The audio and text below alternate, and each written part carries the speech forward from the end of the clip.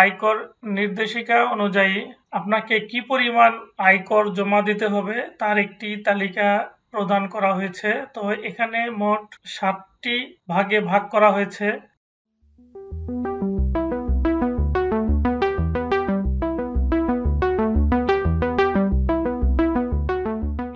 একজন স্বাভাবিক করদাতা ব্যক্তির ক্ষেত্রে প্রথম 3,50,000 টাকা পর্যন্ত এটি করমুক্ত আয়।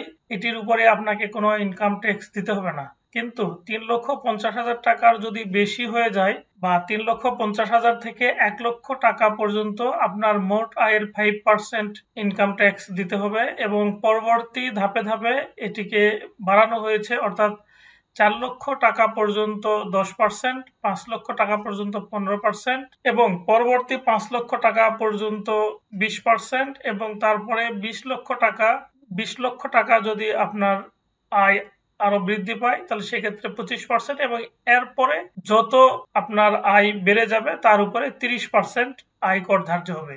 এই ছিল স্বাভাবিক ব্যক্তির করদাতার আয়ের হার।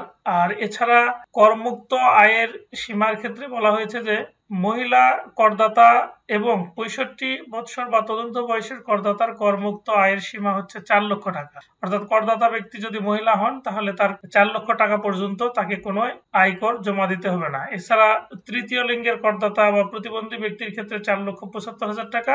গেজেটভুক্ত যুদ্ধাহত মুক্তিযোদ্ধাদের ক্ষেত্রে করমুক্ত আয়ের সীমা হচ্ছে 5 লক্ষ টাকা। আর আরেকটা বিষয় লক্ষণীয় যে যদি কোনো করদাতার কোনো প্রতিবন্ধী সন্তান থেকে থাকে তাহলে প্রত্যেক সন্তানের জন্য বা পোষ্যের জন্য 50,000 টাকা করমুক্ত আয়ের সীমা বৃদ্ধি পাবে। অর্থাৎ স্বাভাবিক ব্যক্তির ক্ষেত্রে যদি 3,50,000 টাকা করমুক্ত হয় তাহলে সেক্ষেত্রে তার জন্য হবে এটি 4 লক্ষ টাকা। তো এখন আমরা দেখি যে গত বছর অর্থাৎ 2024-25 কর বর্ষে করের হার কেমন ছিল এবং 2025-26-এ এটি কেমন হয়েছে, অর্থাৎ গত বছর এবং এই বছরের মধ্যে কোনো পার্থক্য আছে কিনা এই বিষয়টি আমি এখন আপনাদেরকে দেখানোর চেষ্টা করব।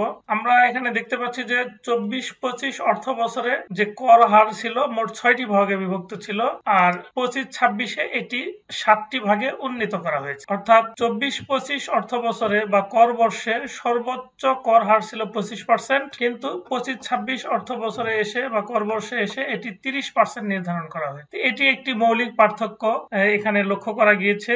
আর করমুক্ত আয় গত বছরেও 3,50,000 টাকা ছিল এবং এবছরেও 3,50,000 টাকায় নির্ধারণ করা হয়েছে এবং অন্যান্য ক্ষেত্রে কোনো পরিবর্তন আসে নাই। তো এই ছিল করমুক্ত আয়ের সীমা বা আয়কর পরিগণনা সংক্রান্ত তথ্যাদি। আশা করি সকলে আপনারা বুঝতে পেরেছেন। সকলকে অসংখ্য ধন্যবাদ আমার ভিডিওটি দেখার জন্য। আল্লাহ হাফেজ।